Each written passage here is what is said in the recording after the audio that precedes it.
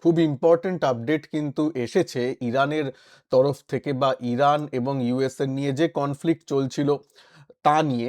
সেখানে কিন্তু একটা মারাত্মক আপডেট এসছে। মারাত্মক মানে সত্যি চিন্তার কারণ। সেটা হচ্ছে দেখুন, এমইএ মানে মিনিস্ট্রি অফ এক্সটার্নাল অ্যাফেয়ার্স ইন্ডিয়ার তরফ থেকে অ্যাডভাইজারি জারি করা হয়েছে ইন্ডিয়ান ন্যাশনালদের, যে ইরানে ট্রাভেল করো না। সেটা তো হতেই পারে, কিন্তু তার সাথে সাথে এটা 1-2 ঘন্টার মধ্যে এই ঘটনাগুলো হয়েছে। যখন আমি এই ভিডিওটা রেকর্ড করছি তার মধ্যে শুধু ট্রাভেল করো সেটা করো না সেটা বলেনি, সেটা বারণ করেনি। তার সাথে সাথে, সেটা তো করেইছে, তার সাথে সাথে Indian embassy in Iran issues fresh advisory to leave by available means of transport। মানে যারা ইরানে ইন্ডিয়ানরা বসবাস করছে তাদেরকে বলছে নেক্সট অ্যাভেলেবল ট্রান্সপোর্টেশন, মানে যা খুশি পাও তা দিয়ে দেশ ছাড়ো, ইরান দেশ ছাড়ো। এটা কিন্তু খুব মারাত্মক ঘটনা। দেখুন, ইরানের সাথে ইরানের যে ওই ভেতর থেকে প্রোটেস্ট হচ্ছিল, লোক রাস্তায় নেমেছিল, সেটা 3-4-5 দিন ধরে আপনারা কিন্তু টিভির পর্দায় হয়তো দেখছেন, খবরে শুনছেন, সেটা চলছিল। কিন্তু কখনোই কিন্তু এমইএর তরফ থেকে, ভারতের তরফ থেকে এই বক্তব্য জারি করা হয়নি ইরানে যারা ভারতীয় বসবাসকারী আছে যে দেশ ছাড়ো। এটা তখনই বলা হয় যখন বুঝতেই পারছেন ইন্টেলিজেন্স খবর থাকে বিভিন্ন দেশের কাছে যে এবার কিছু একটা বড়সড় হতে চলেছে। ঠিক আছে, আমি বলছি না, বিভিন্ন সংবাদপত্র, বিভিন্ন আজকে এমইএ যখন অ্যাডভাইজারি 1-2 ঘন্টার আগে এরকম জারি করেছে, তখন বুঝতেই পারছেন ব্যাপারটা সিরিয়াস। ব্যাপারটা কিন্তু খুব সিরিয়াস। তাই জন্য বলছি, এবং এটা মার্কেটের উপর এফেক্টও পড়বে, অবশ্যই পড়তে পারে। সেটা নিয়ে আলোচনা করব যদি সত্যিকারের ইনভেড হয় বা কি হয়। তা আরেকটু আপডেট দিয়ে নিই, তা সেটা হচ্ছে যারা একটু নতুন, যারা এই খবরের দিকে অতটা নজর রাখেননি তাদের জন্য বলি, ইরানে যে এখন রেজিম চলছে, সেটাকে কিন্তু জানেন ইউএস সেটা কখনোই চাইছিল না যে ইরানের সত্তা একটা চেঞ্জ হোক, ইরানের এই রেজিমটা চেঞ্জ হোক। এটা মানে আমেরিকাও চায়। এবং আমি আমার মনে হয় গত ভিডিওতেও আমি বলেছিলাম যে ভেনেজুয়েলার পর থেকে কিন্তু আমেরিকার একটা ওই বলে না কনফিডেন্স বেড়ে যায়, কনফিডেন্স বেড়ে গেছে। এবার এটা হলো, ভেনেজুয়েলা নিয়ে নিলাম, এবার চলো ইরানকে ঠান্ডা করি, এরকম ব্যাপারগুলো। আর ইরানকে তো ঠান্ডা করা নয়, ইরানকে আহ, মানে ইরানের মাধ্যমে তার মেন যে টার্গেট চায়না, রাশিয়া, এরা ঠান্ডা হয়ে যাবে। কারণ চায়নার, এটা আমেরিকা ভাবছে, কারণ চায়নার মানে অর্ধেক তেল না, মানে ইরানের 90% তেল যায় চায়নার কাছে। তো সেক্ষেত্রে একটা বড় ধাক্কা লাগবে। এইসব ব্যাপারগুলো কিন্তু হচ্ছে, অনেক জিওপলিটিক্যাল ইস্যু আছে, শুধু ইরানের ব্যাপারই নয়, পুরো এশিয়ার উপর আমেরিকার যে ব্যাপারটা সেটাও একটা আসছে, মানে সেটাও এর মধ্যে জড়িত। কিভাবে রাশিয়ার উপর চাপ তৈরি করা যায়, চায়নার উপর চাপ তৈরি করা যায়, এই ব্যাপারটা আছে। এবং তার সাথে সাথে ইসরায়েলরাও আছে, যা খবরের মাধ্যমে শোনা যাচ্ছে। এবং আহ, ব্যাপারটা এই পর্যায়ে গেছে, গত 4-5 দিন ধরে কিন্তু একটু ভেতরে গৃহযুদ্ধ টাইপের হচ্ছিল। মানে লোকেরা প্রোটেস্ট করছে এই রিজিম চেঞ্জের বিরুদ্ধে, সেখানে তারা রাস্তায় নামছে। যদিও ইরানের যে এখন গভর্নমেন্ট আছে সে বলছে যে এটা ইউএস এর উস্কানিতেই হচ্ছে। এবং জানেন, একটা প্রোটেস্ট এসব করতে টাকা পয়সা থেকে শুরু করে বিভিন্ন জিনিসের দরকার হয়, এবং সেগুলো আমেরিকা সাপোর্ট করছে। এবার কে ঠিক কে ভুলে আমি যাচ্ছি না, আমেরিকা সাপোর্ট করছে ইন দ্য সেন্স, আমেরিকার প্রেসিডেন্ট তো বলেইছেন যে না, যারা বিক্ষোভ করছে তাদের উপর কিছু যদি গুলি চালানো হয় বা অন্য রকমের কিছু করা হয়, তাহলে তার এগেনস্টে আমেরিকা রুখে দাঁড়াবে, যা বলা হয়। এবং তার উপর ভরসা করেই কিন্তু অনেকে রাস্তায় নেমেছে, এবং সেই প্রতিবাদটা চলছে রিজিম চেঞ্জের জন্য। এবার রিজিম চেঞ্জ যখন হতে যাবে, তখন লাস্টে তো ওইভাবে তো রিজিম চেঞ্জ হবে না, তার আগে একটা কি বলে, একটা কনফ্লিক্ট টাইপের, একটা যুদ্ধ টাইপের ব্যাপারটা হবে। এটা খুব স্বাভাবিক ব্যাপার, কারণ দেখুন ভেনেজুয়েলার মতো ছোট দেশ কিন্তু ইরান নয়। হ্যাঁ, ভেতর থেকে যদি কোনো কথাবার্তা বলে সুলহা করে নেওয়া হয়, কথাবার্তা তো চলে। ইউএস এর সাথে, ইসরায়েলের সাথে, ইরানের যারা কাউন্টার পার্ট আছে, এরকম তো কথাবার্তা চলে। সেই কথাবার্তার মাধ্যমে যদি কিছু সেটেলমেন্ট টাইপের হয়, সেটা আলাদা ব্যাপার। সেটা যদি না হয় বা সেই দিকে যদি না যায়, সেক্ষেত্রে তো মুশকিল হবে। এবং এই অ্যাডভাইজারি জারি করার পর থেকে মনে হচ্ছে যেন একটু খারাপের দিকেই ব্যাপারটা যেতে চলেছে। কিছুক্ষণ আগে আরেকটা খবর এসেছে, সেটাও আপনাদের বলি। সেটা হচ্ছে ইরানের যে মিলিটারি আছে, তার যে চিফ আছে, সে কিন্তু আবার বলেছে যে আমরা সব কিছুর জন্য তৈরি আছি। ন্যাশনাল টেলিভিশনে বলেছে, ইরানের ন্যাশনাল টেলিভিশনে এসে, যে আমরা সব কিছুর জন্য তৈরি আছি, প্রিপেয়ার্ড, মানে ইউএস এর সব কিছু আক্রমণের প্রতিহত করতে আমরা প্রস্তুত আছি। এইভাবে একটা মানে বক্তব্য যখন রাখছে, প্লাস এর এরকম এসেছে যে দেশ ছাড়তে বলছে ইন্ডিয়ানদের, ইরান দেশকে ছাড়তে বলছে। সুতরাং একটা দুয়ে দুয়ে চারের ব্যাপারটা চলে আসে, যে কিছু একটা সত্যিকারের এবার কিছু হতে চলেছে অন দ্য গ্রাউন্ড মনে করা হচ্ছে। তো এই ব্যাপারটার একটু নজর রাখবেন। এবং মার্কেট তো চলবেই, কিন্তু এই ইরানের সাথে যদি কনফ্লিক্টটা হয়, তাহলে কিন্তু এবং কনফ্লিক্টটা যদি, ঠিক আছে, একদিন হলো ইউএস এর সাথে একটু জিনিসটা হলো ঠিক হয়ে গেল, যেমন ভেনেজুয়েলার ব্যাপারটা, মানে নিঃশব্দে ব্যাপারটা হয়ে গেল, অত কিছু হলো না, তাই জন্য কি মার্কেটের উপর ওরকম প্রভাব পড়েনি। কিন্তু ইরানের ব্যাপারটা যদি প্রলংড চলে, এবং তার মধ্যে যদি আরো অন্যরা জড়িয়ে পড়ে, চায়নার ইনভলভমেন্ট হতে পারে, রাশিয়ার ইনভলভমেন্ট হতে পারে, তখন কিন্তু ব্যাপারটা অন্যরকম হবে। বা এই সুযোগে যখন দেখছে, মানে চায়নাও তো চুপচাপ বসে থাকার এই নয়, যখন চায়নাও দেখছে, ও ভেনেজুয়েলা তুমি নিয়ে নিলে, ইরানের উপর এরকম করছো, তাহলে তো, যে মানে ইন্টারন্যাশনাল ল বলে কিছু নেই, তাহলে চলো আমিও তাইওয়ানের দিকে যাই, এটাও সে করতে পারে। তো কেননা ইউএন তো দেখুন, ইউএন এখন জাস্ট হাসি মজাকের একটা ব্যাপার হয়ে গেছে, ইউএনে এখন কিছুই তেমন হয় না। তো যাই হোক, তো মানে জিওপলিটিক্যাল ব্যাপারটা কিন্তু অন্যরকম হতে চলেছে, এবং যেটা আমার মনে হয় শেয়ার মার্কেটের উপর প্রভাব ফেলতে পারে। এবার দেখুন, যখনই জানেন ব্যাপারটা কি হয়, আপনারা হয়তো এটাও দেখছেন যে মনে করা হচ্ছে যে হ্যাঁ, এটা তো মার্কেটের পক্ষে খারাপ, কিন্তু পড়া উচিত, কিন্তু মার্কেট সেইভাবে রিয়্যাক্ট করলো না। ব্যাপারটা আপনাদেরও বুঝতে হবে, যখন এইভাবে যায় আজকালকার, এবং এই যুদ্ধ যে ব্যাপার, শুধু ইরানের সাথে ব্যাপার না, এই যে সারা পৃথিবীতে একটা যুদ্ধ ব্যাপার চলছে, এটা মোটামুটি 2-3 বছর হয়ে গেল। ইউক্রেন যুদ্ধের পর থেকেই তো যুদ্ধ ব্যাপারগুলো চলছে, 2-3 বছর হয়ে গেল। এখন না, মার্কেট বা মার্কেট প্লেয়াররা, সাধারণত মার্কেটকে কে দাঁড় করায়? এফআইআই, বড় বড় এফআইআই, ব্ল্যাক রক থেকে শুরু করে, আমি গ্লোবাল মার্কেটের কথা বলছি, এরা তো, এদের সাথে সরকারের একটু সখ্যতা বলুন, একটু ব্যাপার এসবগুলো থাকে। সুতরাং ওরাও না মানে আগে থেকে জেনে বুঝে কাজগুলো করে, যে হ্যাঁ, এখন এটা হতে পারে, তো সেই অনুযায়ী আমি পজিশন আগে থেকেই করে রাখি। এই নয় যে হঠাৎ করে নিউজ এলো একটা আলপটকা, এটা তো জানা ছিল না, ও বাবা তাহলে বেচো বেচো বেচো, তাহলেই তো হবে। মানে আমি আপনি বেচলে তো মার্কেট পড়ে না, আপনারা রিটেলাররা এটা তো জানেন। বড় বড় এফআইআইরা বেচলে, তার মধ্যেও বড় বড় যারা মার্কেট প্লেয়ার, সেই মানে ব্ল্যাক রক, এইসব টাইপের এফআইআইরা যদি বেচে, তাহলে এবার এরা কখন বেচবে?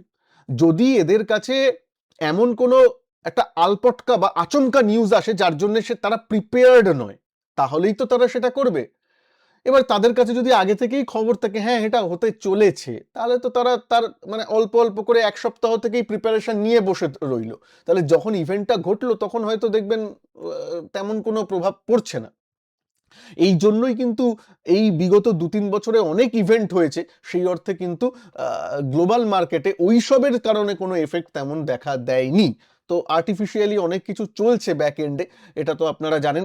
এই পয়েন্টের সাথে আপনাদের কি মতামত, যে আর্টিফিশিয়ালি ব্যাপারগুলোকে করে রাখা হয় কিনা এফআইআই বা বড় মার্কেট প্লেয়ারদের নিয়ে? আপনার কি মতামত, প্লিজ ভিডিওর কমেন্ট বক্সে লিখবেন।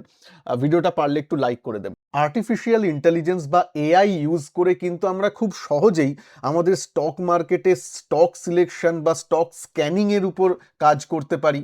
তার সাথে সাথে আপনি নিজের জন্যে নিজের ধরনের কাস্টমাইজড ইন্ডিকেটরও তৈরি করতে পারেন, একদম কোনো কোডিং নলেজ ছাড়াই।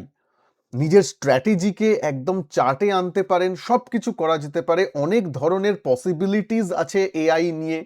এআই ইউজ করে আপনি ট্রেডিং এবং ইনভেস্টমেন্টের ডেটা অ্যানালিসিস থেকে শুরু করে ডেটার উপর বেসড করে নিজের ডিসিশন নেওয়া, অনেক কিছু জিনিসগুলোকে করতে পারেন। এবং তার জন্যেই আমি আপনাদের জন্য ডেডিকেটেডলি এই AI in stock trading and investment নিয়ে কোর্স এনেছি, যেখানে ডিটেলসে আমরা সব কিছু জানবো, শিখবো, যেখানে এআই ইউজ করে আমরা কি করে স্টক সিলেকশন থেকে শুরু করে নিজের জন্য কাস্টমাইজড ট্রেডিং সেট তৈরি করা, ট্রেডিং ইন্ডিকেটর নিজের তৈরি করা, সব কিছু আমরা জানবো, শিখবো এবং সেগুলোকে প্র্যাকটিক্যালি কিভাবে স্টক মার্কেটে রিয়েল টাইমে ইউজ করতে হয় সেইগুলো আমি হাতে কলমে করে আপনাদের শেখাবো। 2 মাসের কোর্স হতে চলেছে। কোর্সের ডিটেলস এইখানে দেওয়া আছে, এই পেজের এখানে লিঙ্ক দেওয়া আছে ভিডিও ডেসক্রিপশন বক্সে এবং প্রথম কমেন্ট বক্সে। গুগল প্লে স্টোর থেকে সঞ্জয় টক্স এই অ্যাপটা ডাউনলোড করে নিলেও হবে। সব থেকে ভালো হয় ডেসক্রিপশন বক্সে এবং কমেন্ট বক্সে যে লিঙ্ক দেওয়া আছে সেখান থেকে কোর্সে এনরোল করে নেবেন। ফেব্রুয়ারির 1 তারিখ থেকে কিন্তু কোর্সটা শুরু হচ্ছে। অনলাইন কোর্স, 2 মাসের অনলাইন কোর্স, ক্লাস ডিটেলস কিভাবে কি হবে সব কিছু এই পেজে গেলে আপনারা দেখতে পেয়ে যাবেন। তো যারা এআই নিয়ে একটু সিরিয়াসলি ভাবতে চান এবং ইউনিক এই কোর্সের পার্টিসিপেট করতে চান, please first come first serve বেসিসে এখন ডিসকাউন্টও চলছে, প্লিজ পারলে জয়েন করে নেবেন। ভালো থাকবেন সবাই। এইবার আসি আমি যে আমাদের মার্কেটের এটা নিয়ে চিন্তার কি কারণ।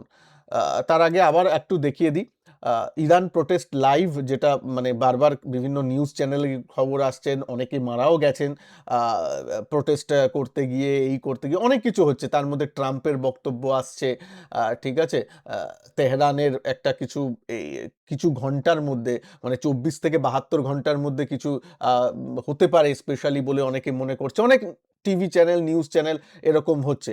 আসলে গ্রাউন্ডের কি খবর সেটা কেউ জানে না, তবে এমই এর তরফ থেকে যখন ইন্ডিয়ার বলা হয়েছে এটা কিন্তু একটু চিন্তার কারণ।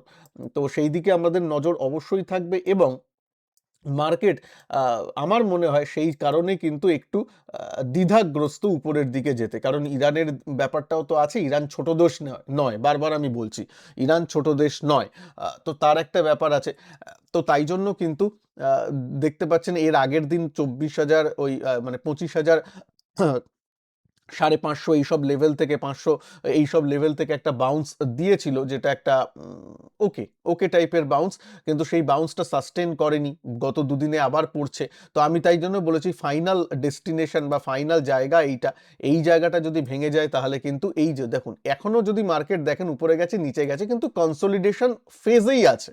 আপনি মার্কেটকে হ্যাঁ উপর থেকে দেখতে গেলে মনে হবে এত অনেকটা পড়েছে, অনেকটা তো পড়েনি, মানে এই পতনটা তো এক মাস আগেও হয়েছিল। সো এটা কনসলিডেশনের মধ্যে আছে। হ্যাঁ, স্ট্রাকচারটা কখন ভেঙে যাবে, এই কনসলিডেশন জোনটা ভেঙে যাবে কখন, যেটা আমি এখানে মার্ক করে দিয়েছি, সেটা 25,300 থেকে 400 এই লেভেলটা যদি ডিসিসিভলি ব্রেক করে, একদিন ব্রেক করলো পরের দিন উঠে গেল সেটা নয়, ডিসিসিভলি ব্রেক করলে কিন্তু চিন্তার কারণ হবে, স্ট্রাকচারটা একটু ভেঙে যায়। এবং ইরান সেটা একমাত্র হতে পারে যদি ইরানের এই কনফ্লিক্টটা একটু প্রলংড হয় এবং তার মধ্যে আরো অনেকে জড়িয়ে পড়লো, প্রলংড হলো, একটা এক্সপেক্টেড যা ফল বাজার মনে করছে তার থেকে অন্যরকম কিছু হলো। মানে বাজার দেখুন কি চায়, যুদ্ধ তো 3 বছর ধরেই হচ্ছে, কোনো যুদ্ধ হলো, কনফ্লিক্ট যদি মেজর লেভেলে যায় হলো, সাল্টে গেল, ঠিক আছে, বড় বড় 3-4টে প্লেয়ার জড়িয়ে পড়লো তাহলে কিন্তু মুশকিল। বড় প্লেয়ার কখনোই তেমন জড়ায়নি। আপনি দেখুন রাশিয়ার সাথে ইউক্রেনের ডাইরেক্টলি, ইউক্রেনের ওরকম নয়, ন্যাটো সেই অর্থে ছায়াযুদ্ধের মতো আছে কিন্তু ডাইরেক্ট যাচ্ছে না, ডাইরেক্ট এলে অন্যরকম হবে। যদি ডাইরেক্ট চলে আসে তাহলে দেখবেন মার্কেট কোথায় চলে যায়। আর রাশিয়াও সেই অর্থে ইউক্রেনের উপর এই করছে না, কেন যদি আমারও মনে হয় রাশিয়া যদি ফুল পাওয়ারে ইউক্রেনের কাছে মানে সেটা করতো 3 বছর লাগতো না। তো অনেক কিছু ব্যাপার আছে, সেইভাবে চলছে ব্যাপারটা। কিন্তু যদি ফুল ফ্লেজড একদম যুদ্ধ করব এই ব্যাপারটা নিয়ে যদি 3-4টে ওয়ার্ল্ডের টপ কান্ট্রিজগুলো একটা পার্টিকুলার দেশ বা একটা রিজিয়ন নিয়ে, বা তেলই বলুন, অয়েলই বলুন, রেয়ার আর্থ মিনারেলস বলুন, এইসবের জন্য যদি যায়, সেক্ষেত্রে কিন্তু একটু তখন মার্কেটের কাছে কিন্তু এই অনিশ্চয়তার ব্যাপারটা চলে আসবে। তো যাই হোক, আগামী 24 থেকে 72 ঘন্টা একটু নজরে রাখবেন, একটু সাবধানে থাকবেন। আমি যে ভিডিওতে দেখবেন, আগের ভিডিওতে যেটা 3-4 দিন আগেও আছে, সেখানে আমি সাবধান এই ওয়ার্ডটা বলেছি এবং এই ওয়ার্ডটা আমি 3-4 দিন আগে থেকে বলে আসছি আপনাদের, যে মার্কেটে সাবধান থাকুন। সাবধান মানে খারাপ নয়, সব বেচে বেরিয়ে যাবো, একজন প্রশ্ন করেছিল। আরে মশাই, সাবধান মানে বেচে বেরিয়ে যাবেন মানে? আমিও তো ইনভেস্টেড। আমার 10 বছর বাদে আমি 10 বছর বাদে আমার গোল আছে, 10-15 বছর, তার জন্য আজকে আমি কেন বেচবো? কোনো বেচার দরকার নেই। আজকে তো আজকেই যে টাকাটা দরকার বা 6 মাসের মধ্যে যে টাকাটা দরকার সেটা তো আমি ইনভেস্ট করবো না, তাকে বিনিয়োগ বলেও না। তো বিনিয়োগ করতে গেলে লং টার্ম, সেই লং টার্মে তো ঠিক আছে, 10 বছর 15 বছর ইজ আলাদা, এইগুলো তো, এবং এই কনফ্লিক্টগুলো শর্ট টার্ম কনফ্লিক্ট, এগুলো তো ঠিক আছে, এগুলো তো চলতেই থাকবে। এবার মার্কেট আমাদের আমাদের কি বলে, আমাদের দুর্ভাগ্য বলুন বা যাই বলুন, এই 3 বছর ধরে এই যুদ্ধের ব্যাপারগুলো চলছে, যেটা কখনোই কাম্য নয়, কিন্তু কি আর করা যাবে। তাই জন্য বলছি একটু চোখ খোলা রাখবেন, সাবধানতা অবলম্বন করবেন, স্পেশালি ট্রেডারদের বলবো। ইনভেস্টাররা তো ভালো, ধরুন মিউচুয়াল ফান্ডে আছেন, একটু এনএভি পড়ছে, দেখছেন, সে তো ঠিক আছে, আবার রিগেন হয়ে যাবে। বাট যারা স্পেশালি মিউচুয়াল মানে ট্রেডিং করেন, তাদের বলবো একটু ঠিক করে সাবধানে কাজ করতে। একটা ছোট্ট উদাহরণ দিই, 2026-এর যে 1 তারিখ থেকে শুরু হয়েছে মার্কেট, আমি এই আজকে 14 তারিখ, এই 14 দিনের মধ্যে যদি 14টা মিনি ক্যালেন্ডার ডে বলুন, তার মধ্যে মাত্র আমি একদিন ট্রেড করেছি। ভাবুন, এই সাবধান হওয়ার মানে হচ্ছে এটাই, যে আমি একদিন ট্রেড করব, ট্রেডের ভলিউমটা একটু কম রাখবো। যখন আমি একদম খুব একটু কনফিডেন্স অনুযায়ী এ সেট আপ ধরনের পাবো, তখনই যাব। বি বা সি সেট আপে আমি যাব না, মানে যেখানে আমার কনফিডেন্স কম আছে, যেখানে আমি ভালো সেট আপ অনুযায়ী আমার পারছি না, সে আপনি যে যা সেট আপই ইউজ করেন না কেন, সেই অনুযায়ী যাবো না। রিস্ক ম্যানেজমেন্টটা ঠিক রাখবো, মানি ম্যানেজমেন্টটা ঠিক রাখবো। ঠিক আছে, এইভাবে কিন্তু এই করে, মানে ধরুন এসবিআই এর কেউ নর্মাল টাইমে 200খানা শেয়ার কিনে কাজ করতেন, তারা এই সময় হয়তো 100, আমি হলে 100 শেয়ার নিয়ে কাজ করবো, মানে 50% আমি ভলিউম কমিয়ে দেবো। এইগুলোকে বলে সাবধানতা। সাবধানতা মানে এই নয় যে আপনাকে, মানে রাস্তায় যেতে কেউ বারণ করছে না, রাস্তায় তো নামবেনই, কিন্তু ওই ফুটপাথ দেখে চলা, জেব্রা ক্রসটা মেনে চলা, একটু ট্রাফিক সিগন্যালগুলো দেখা ভালো করে, আর একটু এই সিট বেল্টটা বেঁধে চালানো, এইগুলো ঠিক আছে, এইগুলো একটু সাবধানতা বেশি অবলম্বন এখন করা উচিত, স্পেশালি ট্রেডারদের। যাই হোক, আমি আপনাদের বলবো, মার্কেট একটু খারাপের দিকে আছে, তার মধ্যে একটা টিসিএস ইনফোসিস, টিসিএস এর রেজাল্ট নিয়ে একটু বলি। আইটি কোম্পানির রেজাল্ট এসেছে, টিসিএস এবং এইচসিএল টেক। টিসিএস এর রেজাল্টটা কিন্তু ঠিকঠাক আছে, মানে সোসো টাইপের একটা ইংরেজি কথা আছে না, মানে মোটামুটি। প্রফিট কমেছে, প্রফিট যদি ওয়াই দেখেন, ইয়ার অন ইয়ার কমেছে, কিন্তু সেটা আগে থেকেই প্রাইসে আছে। মানে আপনি এটা ভাববেন না যে, মানে টিসিএস উপর থেকে, এই যে উপর থেকে এতটা নেমেছে, মানে টপ থেকে যদি দেখেন, 2024-এর টপ থেকে ও একটা টিসিএস এর মতো স্টক 37% মাইনাস, 37 মানে 40% মাইনাস, ভাবতে পারেন। টিসিএস এর মতো স্টক, এর থেকে তো ভালো কোম্পানি আইটির ইন্ডিয়াতে নেই, সেটা 40% মাইনাস। আর আপনারা হয়তো কেউ কেউ সেদিনকে একটা দেখছিলাম, কেউ বলছে যে আমি এই শেয়ারটা নিয়েছি, এটা 30% ডাউন। আরে বাবা, যখন সেক্টরটা চলে না তখন এরকম হয়। আপনি সেক্টর লিডারের সাথে থাকুন, ঠিক হয়ে যাবে, ভালো যদি কোম্পানি ভালো হয়। এই নয় যে ওচা কোম্পানি, তাহলে দাম ফিরে আসবে না। টিসিএস 40% মাইনাস ছিল। তো পড়েছে কেন? এইটা পড়েছে এই জন্যই, কারণ বাজার মনে করেছে যে এরপর থেকে কয়েক কোয়ার্টার হয়তো রেজাল্ট খারাপ হবে, এবং সেটাই যেটা মনে করে বাজার তো 6 মাস 1 বছর আগে চলে, ওরা আগে হয়ে গেছে। এইবার আপনাদের তাই জন্য যখন ওয়াই খারাপ আসছে, প্রফিট কমেছে, সেটা অবাক হওয়ার কিছু নেই। তার জন্যই 40% ডাউন দেখছেন, তাই না? নাহলে টিসিএস 40% ডাউন থাকে না, মানে ডাউন থাকতো না। তারপর থেকে একটু রিকভারি করেছে, ইটস ওকে। তাও এখনো টপ থেকে যদি দেখতে যান, তাও এখনো প্রায় 30%-এর মতো ডাউন আছে। 30% is not a matter of joke for a large cap বলবো না, ইন্ডিয়ার জন্য এগুলো মেগা ক্যাপ কোম্পানি। তো এই দিকে একটু তো রেজাল্ট কেমন হয়েছে? রেজাল্ট যদি বলি, প্রফিটেবিলিটি কমেছে, কিন্তু রেভিনিউ ঠিক আছে, মার্জিন ঠিক আছে। প্রফিট কমেছে, তার জন্যই তো স্টক ডাউন, তাই না? দেখুন, আপনি যদি কোনো ভালো কোম্পানি কিনতে চান, ভালো কোম্পানি ভালো দামে খারাপ সময়েই পাওয়া যায়। ভালো দাম মানে কেনার জন্য ভালো দাম, কম দাম। ঠিক আছে? ভালো কোম্পানি ভালো দামে খারাপ সময়ে পাওয়া যায়। ঠিক আছে? আর ভালো কোম্পানি ভালো সময়ে খারাপ দামে পাওয়া যায়। এই কথাটা ভালো লাগলে একটু লিখবেন। ঠিক আছে? ভালো কোম্পানি মানে খারাপ দামে ভালো সময়ে পাওয়া যায়। যখন কোম্পানির ভালো সময় থাকে তখন খারাপ দামে পাওয়া যায়। এই যে কেনার জন্য তো এইসব জায়গায় যারা কিনেছেন খারাপ দাম, তাই না? খারাপ দাম ইন দ্য সেন্স কেনার পক্ষে, যারা নতুন বায়ার আসছেন তাদের পক্ষে খারাপ, একদম উঁচু দামে নিচ্ছেন। তো তো খারাপ মানে সবসময় যেমন কোভিডের সময় খারাপ সময় ছিল, ভালো দাম পাওয়া গেছে। তো এবং ভালো কোম্পানি এটার থাকতে হবে। তাই জন্য। তো সেইভাবে ইনভেস্টমেন্ট করতে গেলে সেই একটু নজরিয়া রাখবেন, এইভাবে করবেন। তবে মোটামুটি রেজাল্ট ঠিক আছে। আমি আবার বলেছি খুব একটা খারাপ নয়, আবার খুব একটা ভালোও নয়। HCL টেকের রেজাল্ট কম্পারেটিভলি একটু ভালো হয়েছে। তাও ঠিক আছে। এবার TCS এর সাথে HCL টেকের রেজাল্ট ভালো হয়েছে মানে TCS এর থেকে HCL টেক ভালো তা নয়। আ মানে ভলিউম অনুযায়ী তো TCS অনেক, অনেক, অনেক বড় কোম্পানি। তো যাই হোক, তো এইটুকুনি রেজাল্ট নিয়ে বলা ছিল মানে যাদের কাছে যদি TCS থাকে চিন্তার কারণ নেই আপাতত রেজাল্টের জন্য। হ্যাঁ, দাম কি আপনি ১ বছরেই ফিরে পাবেন আবার হাই করবেন? না, ১ বছর হয়তো দাঁড়িয়ে থাকবে। কিন্তু খারাপ নয়। প্রথমে হাই করার জন্য এই যে সুইং হাইটা আছে, এই যে সুইং হাই আছে এর উপরে ট্রেড করতে হবে।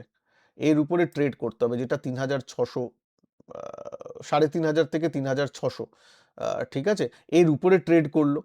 এর উপর ট্রেড করলো তারপর ৪,০০০ এর লেভেলটা। ওকে? এর উপরে ট্রেড করলে কি এই সুইং এর হাই এর উপরে গেলে একটা স্ট্রাকচারের একটা ভালো মতন ব্যাপারটা হয়। তাছাড়া নয়। যেমন দেখুন আগেও যেমন এখানে পড়েছিল, তারপর এই যে লো গুলো ছিল এইগুলোকে যখন ক্রস করলো, তখন ক্রসটা একদিনে হয় না, ক্রস করলো আবার এলো তারপর একটা হাইয়ার হাই হাইয়ার লো প্যাটার্ন ফলো করে তারপর উপরে গেল, তারপর আবার এই হাইকে ক্রস করেছিল, ঠিক আছে? তো অ্যাটলিস্ট এই যে হাই এইটাকে ক্রস করুক তারপর ভালো কিছু হবে, যেটা ৩,৫০০-র উপরে, ঠিক আছে? একটা রাউন্ড ফিগারে বললাম। সেটা একটু সময় সাপেক্ষ ব্যাপার কিন্তু কোম্পানি হিসেবে খারাপ নয়। ওকে, যাই হোক, এইটুকুনি বলার ছিল। মনে ভালো করে থাকবেন। ভিডিওর নিচে ডেসক্রিপশন বক্সে এবং ফার্স্ট কমেন্টে লিংক দেওয়া আছে। এআই নিয়ে যে ট্রেডিং এবং ইনভেস্টমেন্টে আপনাদের কি সুবিধা হতে পারে, যারা স্পেশালি চাকরি বাকরি করেন অতটা সময় পান না শেয়ার মার্কেটকে সময় দিতে, কিন্তু চান যে ট্রেডিং বা ইনভেস্টিং করতে শেয়ার মার্কেটে, তাদের জন্য এআই ইউজ করে কিভাবে দারুণ জিনিস তৈরি করা যায়, নিজের ইন্ডিকেটর থেকে শুরু করে নিজের স্ট্র্যাটেজি, নিজের সবকিছু, সেটা হাতে কলমে আমি আপনাদের করে দেখাবো এই এআই কোর্সে, যার লিংক ভিডিওর ডেসক্রিপশন বক্স এবং ফার্স্ট কমেন্টে দেওয়া আছে। 1 ফেব্রুয়ারি থেকে কিন্তু ক্লাস শুরু হয়ে যাচ্ছে, এখন ডিসকাউন্টে পাওয়া যাচ্ছে। প্লিজ নিচে দেওয়া লিঙ্ক থেকে কোর্সে এনরোলমেন্ট করে নেবেন। সঞ্জয় টক্স অ্যাপ, এটা গুগল প্লে স্টোর থেকেও পেয়ে যাবেন। সব থেকে ভালো হয় এই ভিডিওর নিচে ডেসক্রিপশন বক্স এবং প্রথম কমেন্টে পিন করে দেওয়া লিঙ্ক থেকে আপনারা এনরোল করে নিতে পারেন। ভালো থাকবেন সবাই। ভিডিওটাকে ভালো লাগলে লাইক করে দেবেন। নমস্কার, জয় হিন্দ, বন্দে মাতরম।